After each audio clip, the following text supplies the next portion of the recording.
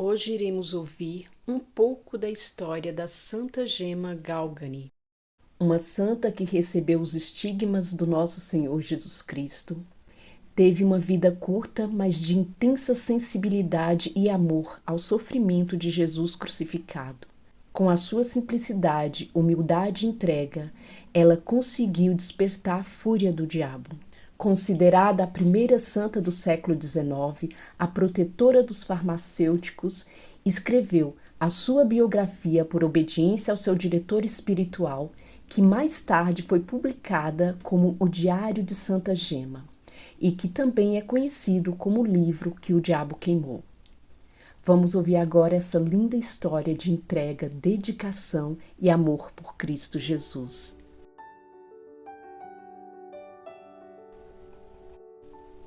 Gema Maria Humberta Pia Galgani foi a primeira menina do casal Henrique Galgani e Aurélia Landi. Nasceu no dia 12 de março de 1878, às 18h30, em Camigliano, um vilarejo próximo da província de Lucca, região da Toscana, Itália. Logo no dia seguinte, após o seu nascimento, ela foi batizada por Dom Pietro Quilidi. Quanto ao seu nome, o seu avô escolheu o nome de Humberta Pia para homenagear o rei Humberto I, que naquele ano do seu nascimento, ele se tornou rei da Itália, e também a morte do Papa Pio IX, que faleceu nesse mesmo ano. Mas o seu tio paterno, o Maurício, sugeriu o nome de Gema, que significa pedra preciosa, por ter sido a primeira filha dos 8 filhos do casal, que desejava muito ter uma menina. A mãe da Gema não gostou do nome, dizendo que não conhecia nenhuma santa no céu com esse nome, mas o padre Olivo de Nelli a convenceu, dizendo que ela, a Gema, poderia ser a primeira santa no céu a ocupar essa vaga. Um mês depois do seu nascimento, o senhor Henrique Galgani, com o intuito de obter melhores condições financeiras e proporcionar uma melhor educação para seus filhos, ele comprou uma farmácia na cidade de Lucca e se mudou para lá com a sua família. Desde a sua infância, a menina Gema manifestava um grande amor pela oração e por Jesus crucificado, graças à sua mãe, que ensinava o catecismo, as orações e explicava para Gema sobre o sofrimento de Jesus que morreu por nós na cruz. Aos 2 anos de idade, Gema começou a frequentar o berçário e ali perceberam que Gema tinha um espírito de oração bem desenvolvido, além de uma inteligência precoce. A sua mãe, Aurélia, era uma mulher de fé, amorosa e muito dedicada à família. Mas tinha algo que estava deixando a senhora Aurélia preocupada, que era uma tosse muito persistente e forte. Ela sentia a necessidade de consultar um médico. Depois de ser atendida por médicos, descobriu que estava com tuberculose, uma doença grave e de fácil contágio, e que naquela época não tinha cura. Foi muito difícil essa notícia para a senhora Aurélia e para a família, porque os seus filhos eram bem jovens e ela temia deixá-los. Com a sua saúde cada dia pior, os médicos que acompanhavam o tratamento da senhora Aurélia aconselharam afastar as crianças da mãe, evitando assim que eles também ficassem doentes. Mas a Gema sempre dava um jeitinho de ficar perto da mãe para ouvir as histórias sobre Jesus que eram contadas por ela. Por esse motivo, o seu pai a mandou para a casa dos seus tios maternos, Antônio e Helena Landi, em San Genaro. Durante uma missa em 26 de maio de 1855, após receber o sacramento da crisma, Gema rezava pela sua mãe, pois temia que ela partisse sem ela. Foi quando ela ouviu uma voz dizer: "Você vai me dar a sua mãe?" "Sim", disse Gema, "mas se você me levar também." "Não", repetiu a voz, "entregue-a de bom grado. Agora você deve ficar com seu pai." porque vou levá-la ao céu, você sabe. Você me dá de bom grado a sua mãe? Repetiu a voz. Eu fui forçada a dizer que sim, disse Gema. E em 17 de setembro de 1886, aos 39 anos, falece Dona Aurélia Lande. A Gema tinha apenas 8 anos de idade. Jesus a levou como havia avisado a Gema. A sua tia Helena, lembrando o momento em que deu a notícia para Gema, diz que ela não acreditou de início, permanecendo imóvel, olhando para sua tia fixamente. Gema retornou para sua casa no Natal e pouco depois que ela havia retornado, o seu pai providenciou a sua retomada aos estudos. Primeiro, a escola das Misses Mecante e depois a municipal com a professora Bárbara Poli.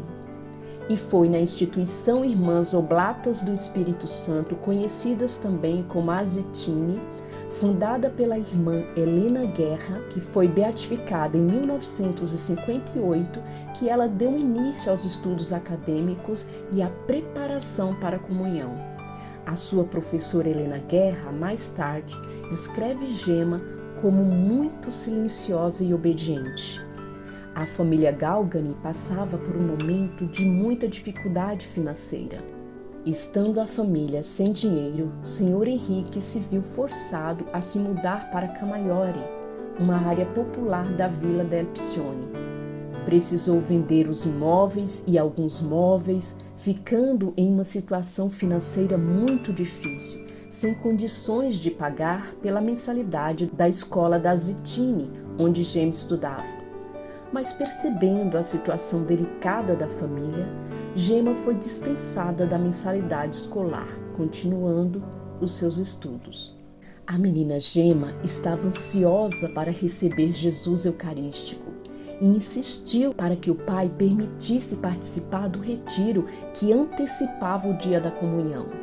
Gema dizia: "Dá-me Jesus e verás quão boa eu serei. Eu vou mudar bastante."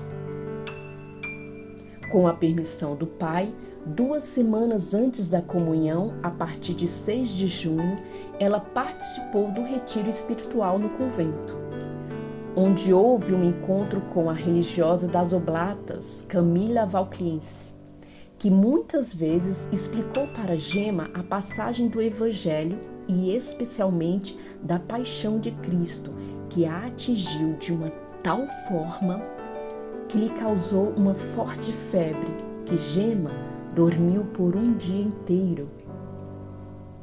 A freira Camila morreu 1 ano depois, em 1888. Durante esses dias no retiro, Gema estava extremamente ansiosa com o grande dia. E foi nesse retiro que Gema conheceu Monsenhor Giovanni Volpi. De início, o confessor de Gema era o padre Giovanni Volpi, mas depois passou a ser o padre Germano. O padre Germano foi de grande importância para a vida espiritual de Gema. Com a sua sabedoria, experiência, sensibilidade, conseguia entendê-la e orientá-la, ajudando-a a passar por tantas tribulações e seguir no caminho de santidade. E finalmente chegou o grande dia do encontro com Jesus Eucarístico. No dia 17 de junho de 1887, sexta-feira, festa do Sagrado Coração de Jesus. Santa Gema descreveu o encontro com a Sagrada Eucaristia como indescritível, como um dos momentos mais belos da sua vida. Tamanho era o amor da menina Gema por Jesus. Gema disse também que foi naquela manhã que ela sentiu o desejo de ser uma religiosa. Em 1894, Gema passa novamente pela dor do luto, deixando seu coração partido com a morte do seu irmão. Ele tinha apenas 24 anos de idade. Um irmão que ela tinha muita afinidade. Gino, que escolheu uma vida religiosa, já havia recebido todas as ordens menores, mas que infelizmente estava com tuberculose, e a tuberculose interrompeu esse sonho de se tornar um sacerdote. Em 1896, Gema enfrenta uma dolorosa cirurgia no pé, sem anestesia. A família já estava passando por um momento difícil, mas precisaria se preparar para mais uma batalha. A notícia da enfermidade do Sr. Henrique. O Sr. Henrique foi diagnosticado com câncer na garganta, deixando todos abalados e vindo a falecer no dia 11 de novembro de 1897. Os credores não respeitaram a dor da família. Sabendo da morte do seu pai, foram até a sua casa e pegou o pouco que ainda restava, deixando Gema sem nada, não tendo como se sustentar sozinhos. A sua tia Carolina, a irmã do Sr. Henrique, casada com o Sr. Domingos, sabendo de toda essa situação, levou a Gema para morar com eles. E a Gema teve que deixar os seus irmãos aos cuidados de outras tias. Gema ficou por 1 ano na casa da sua tia Carolina, voltando a morar na cidade de Lucca. Isso porque a menina Gema chamou a atenção de 2 rapazes com a sua beleza tão pura.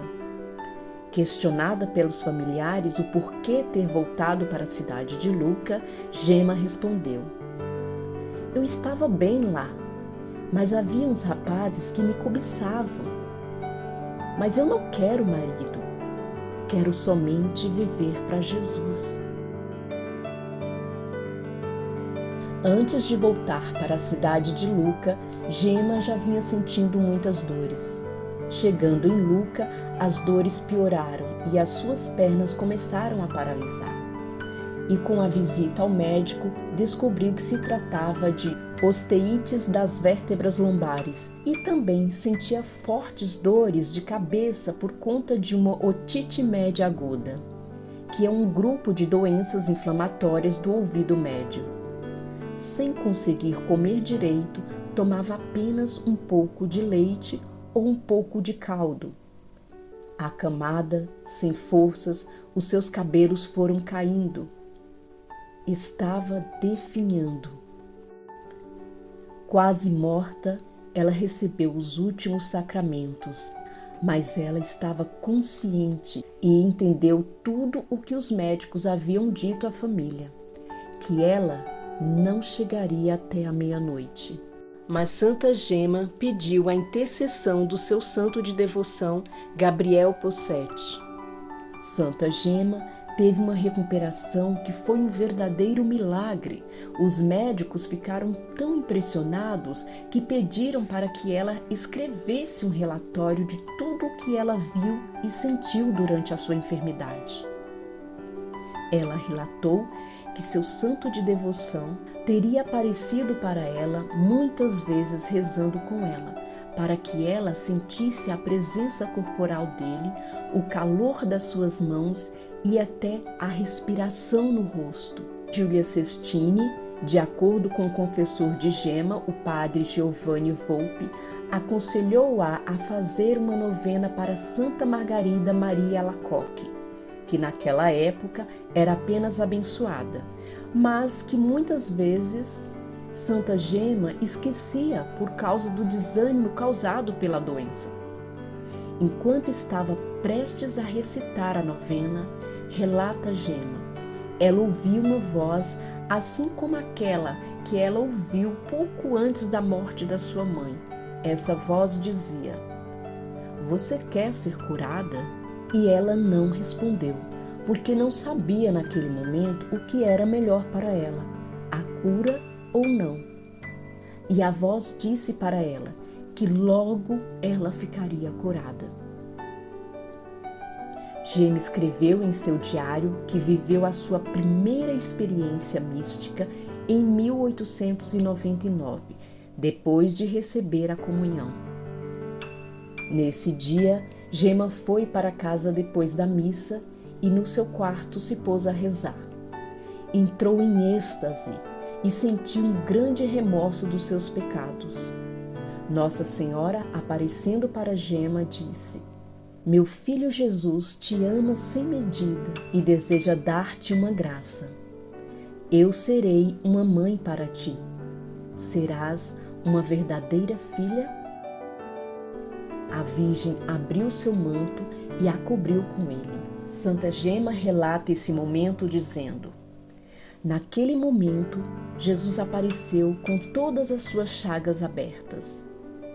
Nas chagas não saíam sangue, e sim chamas de fogo. Num instante, aquelas chagas tocaram as minhas mãos, meus pés e o meu coração. Senti como se estivesse morrendo. E eu teria caído no chão se minha mãezinha não tivesse segurado-me. E todo o tempo eu permanecia em seu manto. Tive de ficar várias horas naquela posição. Finalmente, ela beijou a minha testa e tudo desapareceu. E eu me vi de joelhos, mas eu ainda sentia fortes dores. Me levantei para ir para a cama e percebi que saía sangue dessas partes onde doía, mãos, pés e coração. Cobri-as o melhor que eu pude e, com a ajuda do meu anjo da guarda, pude ir para a cama. Gema entrava em êxtase quando começava a sangrar, e o sangramento só parava no sábado pela manhã, quando os ferimentos se fechavam, restando apenas pequenos sinais. Em 1900, na Catedral de San Martino, os padres passionistas, em preparação para o jubileu, pregaram do dia 25 de junho a 9 de julho, que atraiu muitas pessoas, e Gema ficou fascinada. No último dia da missão, houve a comunhão. Gema não conseguiu se abrir com o padre Inácio. Foi ter então com o padre Gaetano. E foi o padre Gaetano que a permitiu fazer os 3 votos de pobreza, castidade e obediência. Nesses anos, ela conheceu também o padre Germano. De início, o confessor de Gema era o padre Giovanni Volpe, mas depois passou a ser o padre Germano. O padre Germano foi de grande importância para a vida espiritual de Gema. Com a sua sabedoria, experiência, sensibilidade, conseguia entendê-la e orientá-la, ajudando-a a passar por tantas tribulações e seguir no caminho de santidade. Nesse mesmo ano, Gema conheceu a idosa Cecília Giannini, irmã do farmacêutico Matteo Giannini, que tinha uma família numerosa, com 11 filhos. A senhora Cecília morava com seu irmão. Foi a sua amiga Palmira Valentini quem as apresentou. A senhora Cecília conhecia a Gema como a garota do milagre. A convidou para sua casa para ser informada do evento. Impressionada com a jovem, logo a senhora desenvolveu um grande afeto por Gema, a convidando com frequência para lhe fazer companhia. A família Giannini hospedava os padres passionistas sempre que estavam de passagem pela cidade. E o padre Gaetano, o confessor de Gema, conhecia muito bem a família. Não demorou muito e os Giannines a convidou para morar com eles. Os tios de Gema ficaram resistentes de início, pois não queriam que a tivesse como empregada. Mas a família queria a Gema como uma filha. E em setembro de 1900, Gema foi morar com os Giannines. A Gema era uma garota reservada, silenciosa e de poucas palavras, sempre obediente. Ajudava nas tarefas de casa como todas as outras filhas do casal. Quando voltava da missa, Gema tomava café de manhã com todos, arrumava os quartos e a cozinha. Santa Gema entrava em êxtase com frequência e sempre que ela percebia, corria para o seu quarto para que ninguém visse. Mesmo assim, os seus momentos de êxtase eram presenciados pelos mais velhos da família Giannini, que iam atrás dela, pegavam um papel e escrevia tudo o que era dito pela Santa Gema nesse momento de êxtase. e quando ela ficava alguns minutos em silêncio, eles se retiravam para que ela não percebesse a presença deles. Conhecendo esse jeito reservado da Gemma, o seu confessor, Padre Germano, pediu a Gemma que escrevesse sua autobiografia contando toda a sua história de vida, como se ela estivesse em um confessionário. Por isso, a Santa Gemma o chamava de O Livro dos Meus Pecados, porque era como se estivesse se confessando. Por obediência, a Gemma começou o seu diário, mas pediu para o Padre Germano que, assim que ele o lesse, o destruísse. Mas o Padre Germano não pretendia fazer isso. Gemma começou a escrever entre fevereiro e maio de 1901, e foi nesse período que Gemma começou a sua grande luta contra o diabo, deixando-a machucada e ferida, passando por vários tormentos.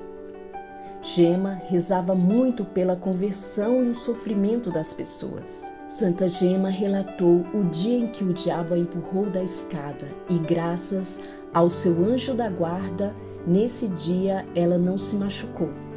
Santa Gemma estava prestes a descer a escada que liga o primeiro andar com o segundo da casa onde ela morava com a família Giannini, levando nas mãos uma jarra de água, quando o diabo lhe disse para parar de rezar pelos outros.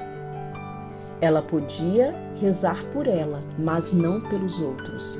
E Santa Gemma respondeu: eu irei continuar rezando pelos outros. E o diabo a empurrou. Santa Gemma caiu rolando pela escada. Quando chegou no último degrau, o seu anjo da guarda segurou-a e segurou também a jarra. E nem mesmo a água que estava na jarra derramou. O diabo sabia que o livro converteria muitas pessoas e transformaria muitas vidas.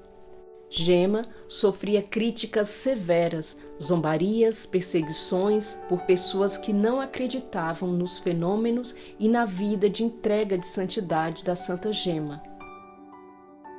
Quando Gemma terminou seu diário, ela entregou-o para a senhora Cecília, que o guardou em uma gaveta trancada para ser entregue ao padre Germano, que logo chegaria em Lucca para buscá-lo. O que Gemma não imaginava é que o diabo estava enfurecido. Antes da chegada do padre Germano, um dia a Gemma estava sentada quando viu o diabo passar pela janela do quarto da senhora Cecília, dando gargalhadas e desaparecendo no ar. Aquilo não amedrontou a Gemma. Mas depois desse episódio, o diabo voltou novamente e tentou a Gemma de todas as formas. Não conseguindo, ele saiu raivoso dizendo a Gemma que havia roubado o seu diário.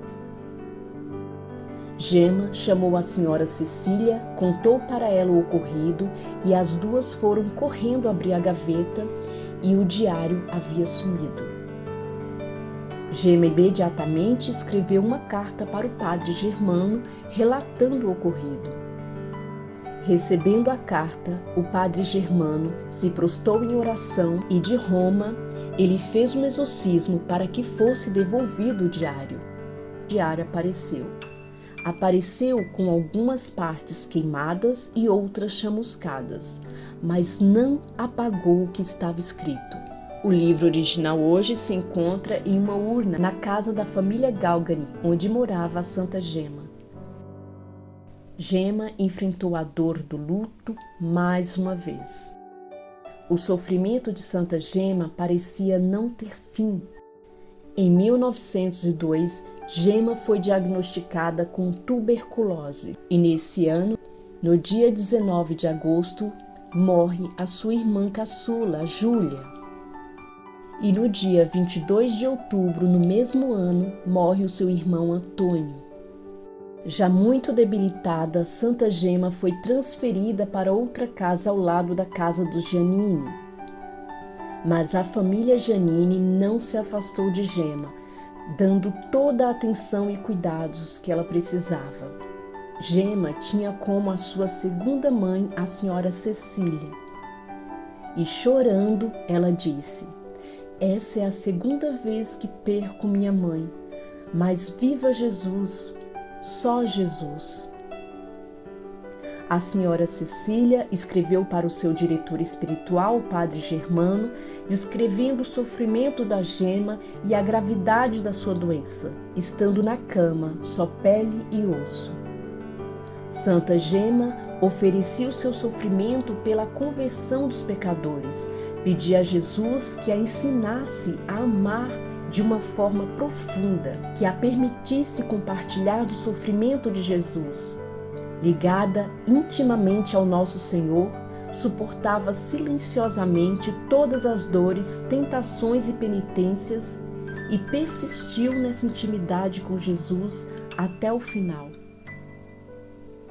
Ela dizia: eu não procuro mais nada, sacrifiquei tudo e todos a Deus, agora eu me preparo para morrer.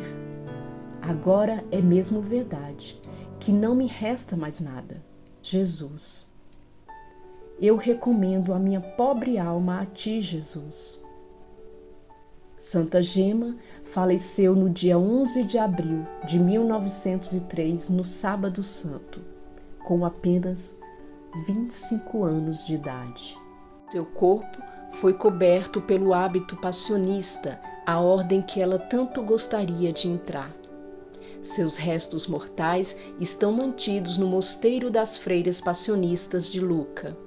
Em 1907, o padre Germano escreveu a sua primeira biografia da Santa Gema Galgani. Em 1917, começou o processo canônico para o reconhecimento oficial da santidade de Santa Gema Galgani.